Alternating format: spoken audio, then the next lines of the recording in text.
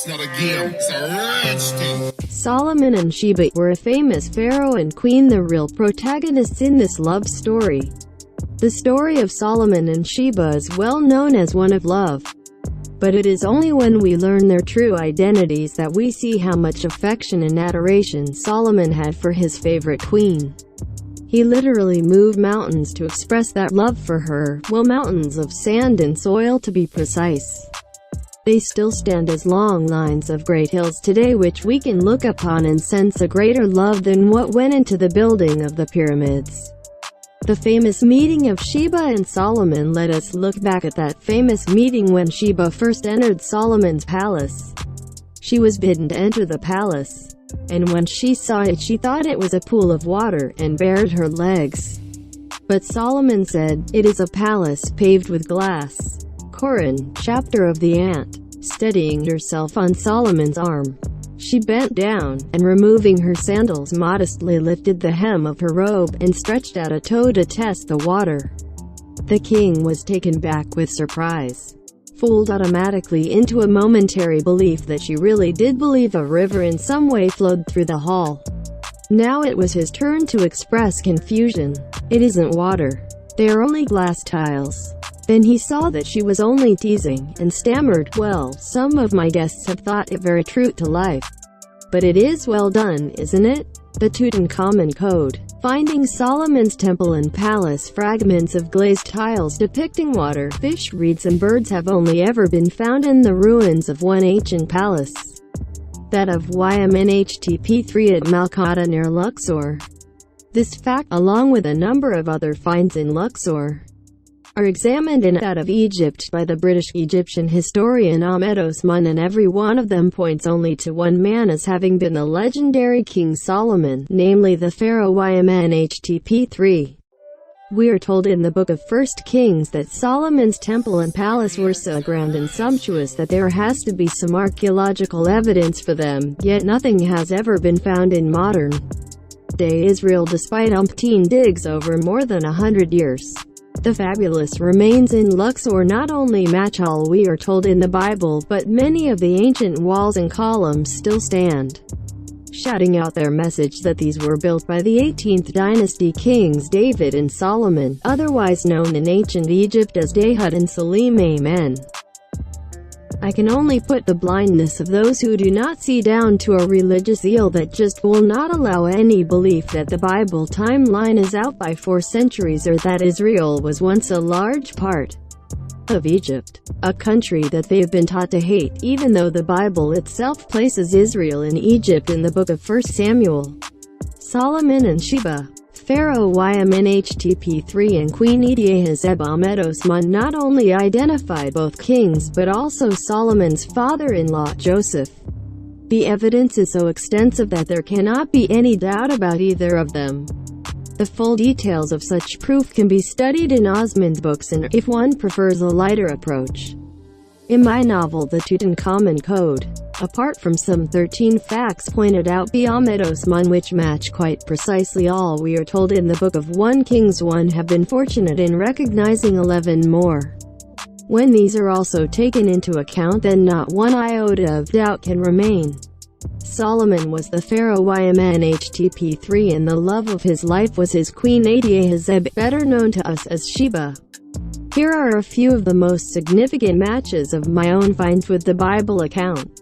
It was the Greek-Egyptian historian Manethos who wrote, "Thus it came about that 80,000 unclean individuals were rounded up and dispatched to the stone quarries." This is the same figure given in 1 Kings chapter 5 verse 15. The term unclean was used to denigrate anyone not conforming to the writer's own religious beliefs.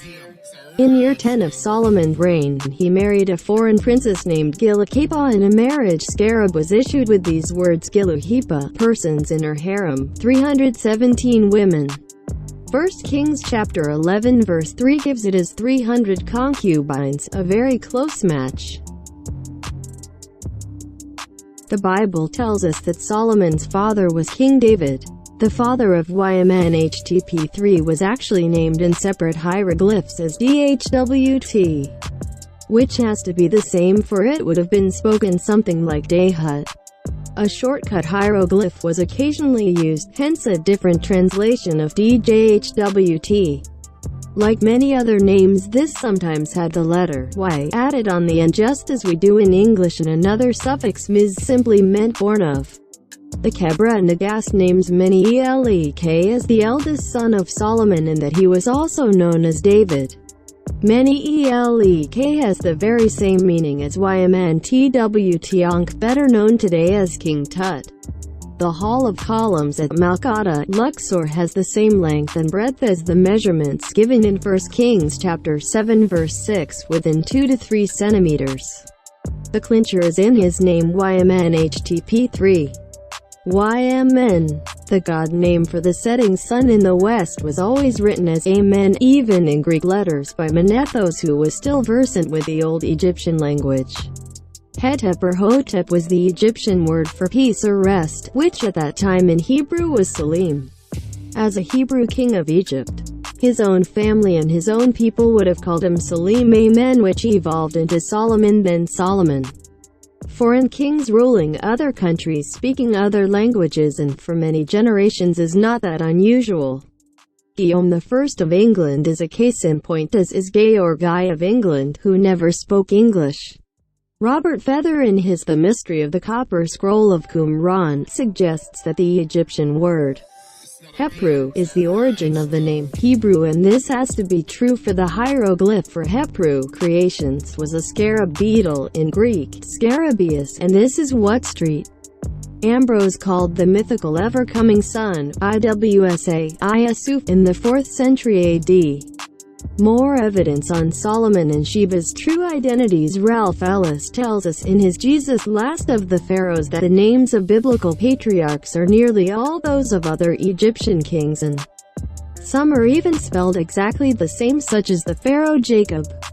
But there were also kings called Joshua, Abel, Cain, Abram, Salah, Isaac, as well as Jacob, David, and Solomon. Ahmed Osman also notes in his book that both the Koran and Jewish traditions have it that Joseph's brothers entered the city by different gates. Ancient Thebes, now Luxor, was renowned for its many gates and pylons, and there wasn't another city in those days that could compare.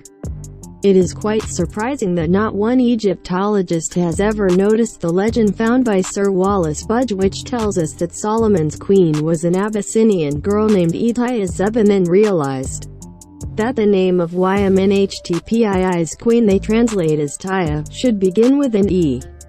This vowel was never written in Egyptian, but we now know that it was from the Ethiopian spelling. Syllables were often reversed in writing, so a Zeb has to be Zeba or Sheba.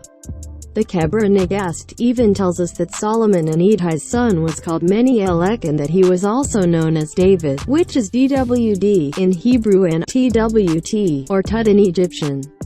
Both El and TWT were seen as moon gods, which explains the variation from Ymntwt Ankh to Meni-Elek. We do know that the mother of Etia, namely Tuya or Etuya, the wife of Joseph, came from the south and what is today northern Sudan. That places a question mark over the lovely story told by Ahmed Osman about Ymntp having a pleasure lake built for Etia at Zarv and presenting her with a summer palace. The loving royal couple sailed thereon in the royal barge Autumn Gleams. Osman then places Zarv as being somewhat east of the Suez Canal, which would have been close to her Israelite relatives in Goshen. A question of location. The problem with that location is that the king did build a lake in front of her palace at Malkata, with a T-shaped channel running from the Nile at Luxor and terminating in a large harbor by the palace. A marriage scarab commemorating this wonderful gift from the king to his wife gives its length as 3,700 cubits, about 1,020 yards, and breadth about 700 cubits. 1 kilometer is 1,093.61 yards, which is near enough the same. Today a long line of hills marks the route of the channel from the Nile to Malkata, each one once topped with a glorious shining temple. Truly a gift of great love.